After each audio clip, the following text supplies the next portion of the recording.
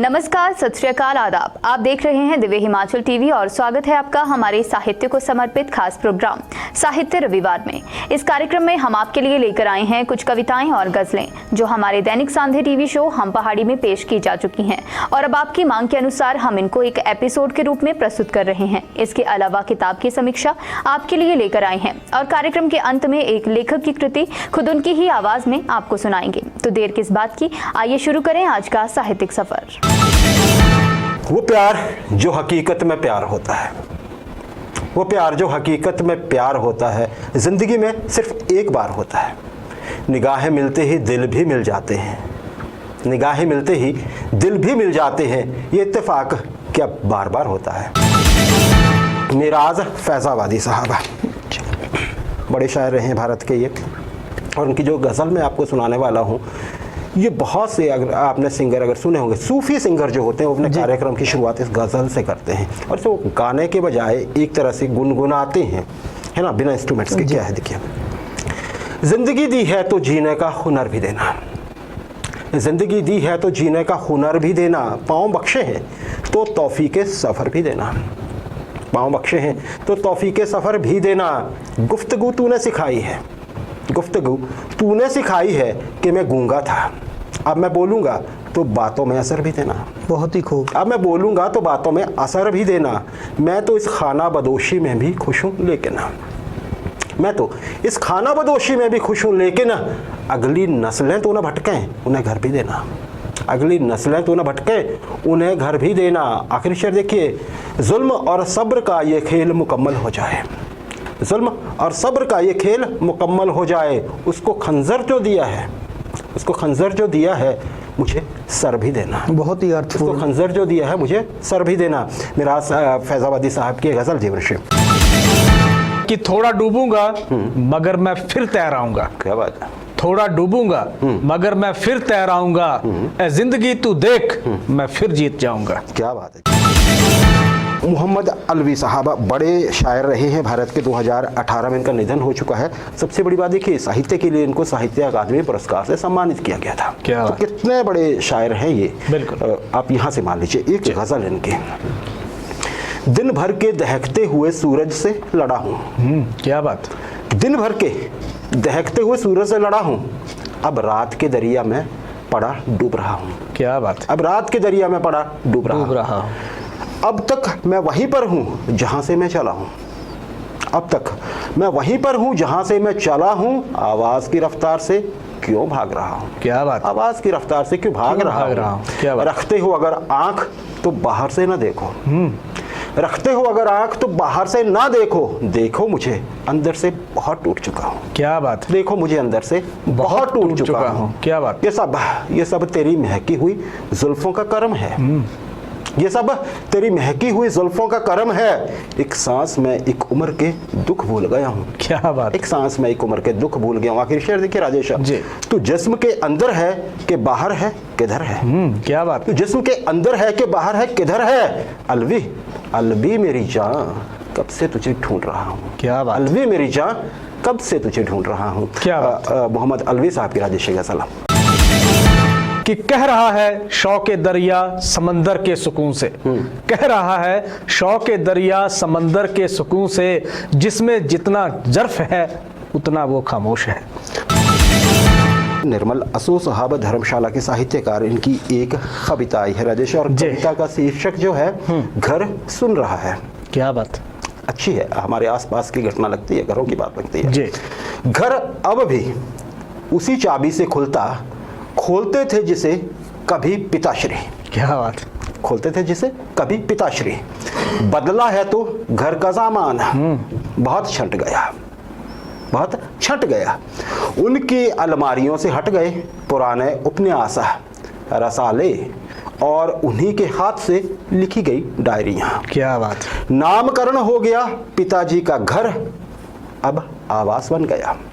लेकिन गली के आवारा कुत्ते, लेकिन गली के आवारा कुत्ते सहमे हुए हमारे पालतू से डरते हैं। क्या बात। अब बड़ी नस्ल के कुत्ते वाला घर बन गया, और अब बड़ी नस्ल के कुत्ते वाला घर बन गया।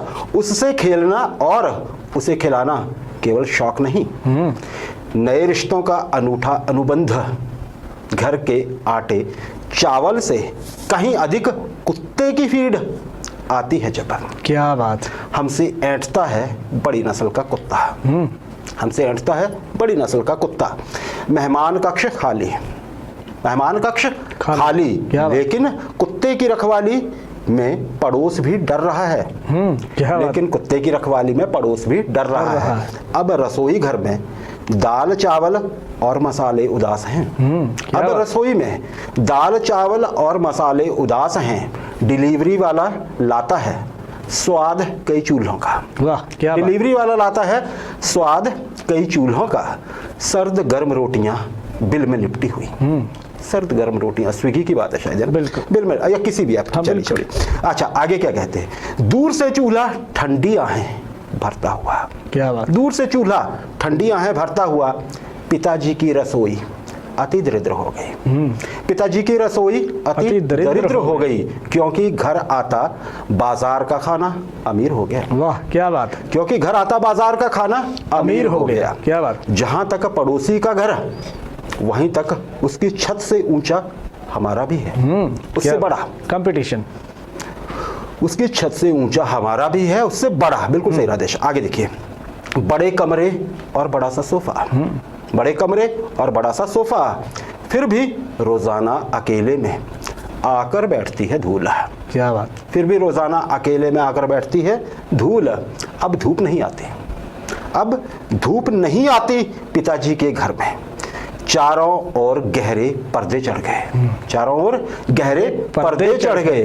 फिर भी भीतर से रह गया बेपर्दा घर, फिर भी भीतर से रह गया बेपर्दा घर। मानता नहीं समय की पाबंदी। क्या बात। मानता नहीं समय की पाबंदी। रिश्तों की जुगलबंदी, रिश्तों की जुगलबंदी। हर कोने में एक नया घर, घर के भीतर कई घर, घर के भीतर कई घर। वो सामने बड़े का, इधर छोटे का, नीचे मेरी बेटी का, नीचे मेरी बेटी का। और अम्मा चली गई, और अम्मा चली गई अपनी बेटी के घर। दामाद का घर आबाद है, दामाद का घर आबाद है। वहां से अम्मा के कदमों की आहट यह घर सुन रहा है। क्या बात। वहां से अम्मा के कदमों की आहट यह घर सुन रहा है। घर अब भी पिताजी के कान से ही सुनता है। क्या बात। घर अब भी पिताजी के कान से ही सुनता है। निर्मल असू साहब की ये बड़ी हृदय स्पर्शी रचना राजेश, मुझे तो बहुत अच्छी लगी। कि जो साज से निकली है वो धुन सबने सुनी है। क्या बात है। जो साज से निकली है वो धुन सबने सुनी है। जो तार पे गुजरी है वो किस दिल को पता है। शकील आजमी साहब बड़े शायर हैं, मुंबई में रहते हैं, फिल्मों में भी गीत लिखते हैं। ये इनकी एक गज़ल है, आंखों पे राजेश बहुत कुछ लिखा गया है। इनकी भी एक गज़ल आंखों पे है, थोड़ी अलग है, लेकिन ये तरह देखिएगा अगर आप, है ना। मैं बिखर जाऊं समेटे मुझे उसकी आंखें, मैं बिखर जाऊं समेटे मुझे उसकी आंखें। अपनी पलकों पे सजा लें मुझे उसकी आंखें। क्या बात। अपनी पलकों पे सजा ले मुझे उसकी आंखें। रूठ जाऊं तो इशारे से मना ले मुझको, रूठ जाऊं तो इशारे से मना ले मुझको। और खो जाऊं तो ढूंढे मुझे उसकी आंखें। क्या बात। और खो जाऊं तो ढूंढे मुझे उसकी आंखें। क्या बात है। घर की दहलीज से लगकर मेरा रास्ता देखें, घर की दहलीज से लगकर मेरा रास्ता देखें। देर से आऊं तो बोले मुझे उसकी आंखें। क्या बात है। देर से आऊं तो बोले मुझे उसकी आंखें। रात भर मेरे ताकुब में फिरें गलियों में, रात भर मेरे ताकुब में फिरें गलियों में। सुबह हो जाए तो रोए मुझे उसकी आंखें। क्या बात। सुबह हो जाए तो रोए मुझे उसकी आंखें। क्या बात। घर में मिल जाए तो छुप जाए मेरी आंखों से, घर में मिल जाए तो छुप जाए मेरी आंखों से। राह में पाए तो छेड़े मुझे उसकी आंखें। क्या बात। राह में पाए तो छेड़े मुझे उसकी आंखें। मैं जो छुप जाऊं कभी रात की तारीकी में, क्या बात। मैं जो छुप जाऊं कभी रात की तारीकी में। अपनी पलकों से टटोले मुझे उसकी आंखें। क्या बात। अपनी पलकों से टटोले मुझे उसकी आंखें। खत्म हो जाए ये होंठों के जजीरों का सफर, खत्म हो जाए ये होंठों के जजीरों का सफर। प्यास बुझ जाए डुबो दे मुझे उसकी आंखें। क्या बात है। प्यास बुझ जाए, डुबो दे मुझे उसकी आंखें। आखिरी शेर देखिए, अब यहाँ कोई नहीं रहता मगर फिर भी शकील। क्या अब यहाँ कोई नहीं रहता मगर फिर भी शकील, जैसे खिड़की से पुकारे मुझे उसकी आंखें। क्या बात। जैसे खिड़की से पुकारे मुझे उसकी आंखें। शकील आदमी साहब की गजल आदेश है। ये डूबती हुई क्या शय है तेरी आंखों में, ये डूबती हुई क्या शय है तेरी आंखों में, तेरे लबों पे जो रोशन है उसका नाम है क्या। सतपाल खयाल साहब हिमाचल के बड़े साहित्यकार, सोलन जिला के बद्दी में रहते हैं। हम बीच में प्रयास करते हैं कि इनकी गज़लें लिखते हैं, बहुत अच्छी जी गज़लें लाएं। आज काफ़ी वक्फे के बाद इनकी गज़ल है हमारे पास। समय ज़्यादा हो गया, मुझे लगता है महीने से ऊपर हो गया, लेकिन गज़ल अच्छी आई है इनकी। मैं प्रयास करूँगा कि दर्शक इसका आनंद ले सकें। चल मन तू वीरानी लेकर अब जलते शमशानों में, चल मन तू वीरानी लेकर अब जलते शमशानों में, क्या रखा है मुर्दा बस्ती के मुर्दा इंसानों में जी। क्या रखा है मुर्दा बस्ती के मुर्दा इंसानों में। सारी दुनिया को अपना परिवार बताने वालों ने, सारी दुनिया को अपना परिवार बताने वालों ने अपना ही घर बांट दिया है, देखो कितने खानों में। बहुत ही खूब। अपना ही घर बांट दिया है, देखो कितने खानों में।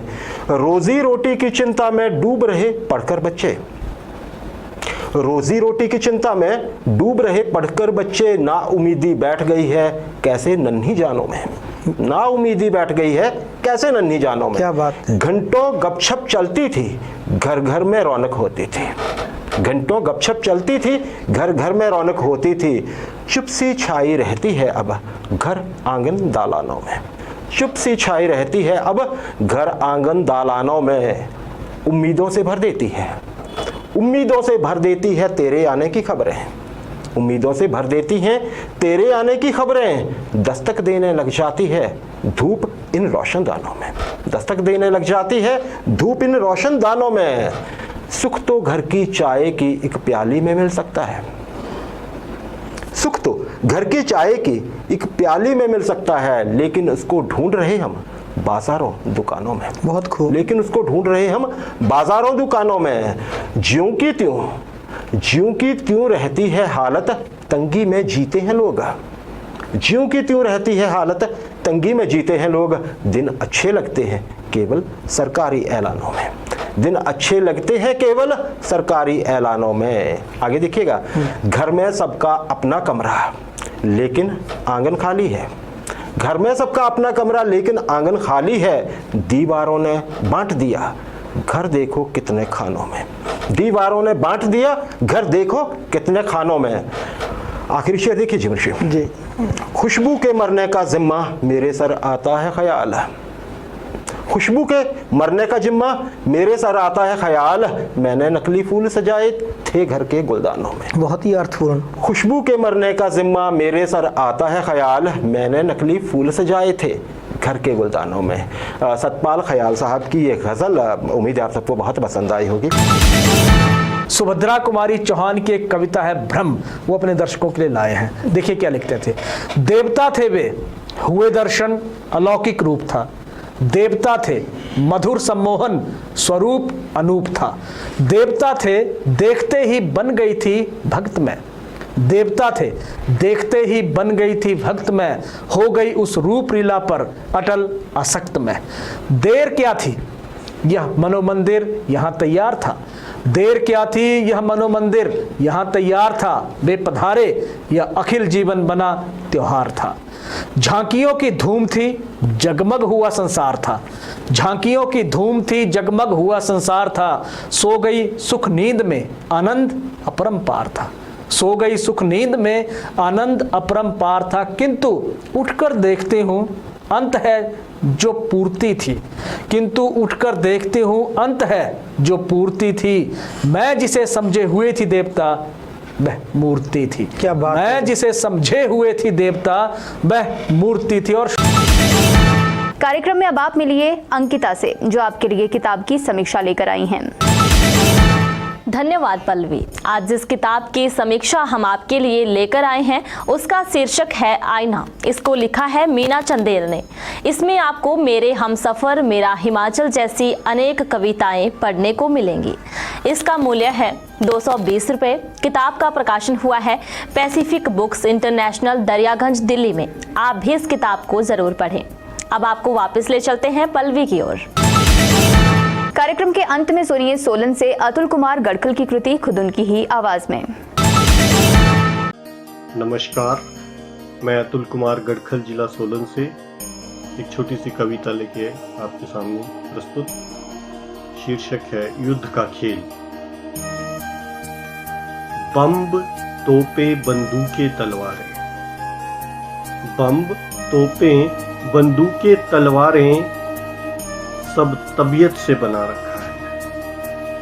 बम्ब, तोपे, बंदूकें, तलवारें सब तबीयत से बना रखा है। यारो हमने अपनी मौत का हर साजो सामान सजा रखा है। यारो हमने अपनी मौत का हर साजो सामान सजा रखा है। इंतजार है हमें इस बात का कि कहीं जंग छिड़ जाए। इंतजार है हमें इस बात का कहीं जंग छिड़ जाए और हमारी मौत का हर्फ सिर्फ हम पर ना आए। और हमारी मौत का हर्फ सिर्फ हम पर ना आए। जंग के उस पार भी हम हैं। जंग के इस पार भी हम हैं। जंग के उस पार भी हम हैं। जंग के इस पार भी हम हैं। पता नहीं जंग के लिए आतुर हर तरफ हम ही हम हैं। पता नहीं जंग के लिए आतुर हर तरफ हम ही हम हैं। अहंकार लालच मेरा तेरा। अहंकार लालच मेरा तेरा अपना अपना घेरा बना रखा है। अहंकार लालच तेरा मेरा अपना अपना घेरा बना रखा है। अपना साम्राज्य बनाने को उत्पात मचा रखा है। अमन चैन का पाठ पढ़ाने वाला, अमन चैन का पाठ पढ़ाने वाला हर पन्ना फाड़ रखा है। इस नाशवान जीवन के लिए, इस नाशवान जीवन के लिए ना जाने क्यों ये प्रपंच रचा रखा है। इस नाशवान जीवन के लिए न जाने क्यों ये प्रपंच रचा रखा है। राजा बनने की होड़ में, राजा बनने की होड़ में क्यों ये विध्वंस मचा रखा है। राजा बनने की होड़ में क्यों ये विध्वंस मचा रखा है। खुद जियो औरों को भी जियो।